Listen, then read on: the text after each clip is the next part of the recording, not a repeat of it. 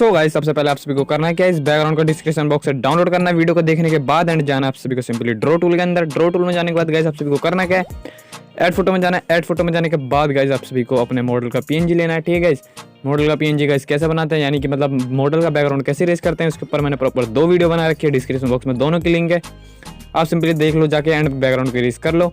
And guys आप सभी का टाइम वेस्ट ना हो इसलिए मैंने बैकग्राउंड को पहले से रेस करके रखा था। तो गाइज मैं सिंपल इसको यहाँ पे मैं फिक्स कर लेता हूँ गाइज। ठीक है, तो यहाँ पे हम फिक्स कर लेते हैं गाइज। ठीक है, तो सिंपली हम इसको थोड़ा मतलब साइज़ को अब एडजस्ट कर लेना गाइज अपने हिसाब से। ठीक है गाइज, एंड ज़्यादा छोटा बड़ा नहीं होना चाहिए तो गाइज, नहीं तो यार फोटो बेकार लगेगी, तो अपने हिसाब से कर लेना गाइज। तो हम बनाएंगे एक एम्प्टी लेयर। ठीक है गाइज, एंड उसके बाद जाएंगे हम ऐड फोटो में। ऐड फोटो में जाने के बाद गाइज हम लेंगे एक शेडो का पीएनजी। ठीक है गाइज, तो सिंपली मैं शेडो को पीएनजी को ले लेता हूँ गाइज। ठीक है, एंड इसका भी लिंक डिस्क्रिप्शन बॉक्स में, तो आप सिंपली वीडियो को देखने के बाद जगह डाउनलोड कर लेना। सो गाइज हम इसको पहले थोड़ा सा क्रॉप कर लेते हैं, करते डन। एंड गाइज इसके बाद हम इसको यहाँ पे लगाएंगे गाइज। ठीक है, एंड लेयर में जाएंगे गाइज। एंड ठीक है, हम इसको अपनी लेयर को नीचे लेकर आएंगे गाइज। ठीक है, मॉडल के नीचे। एंड गाइज साइज को हम थोड़ा छोटा करेंगे। ठीक है, एंड सिंपली लेयर में जाएंगे वापस से।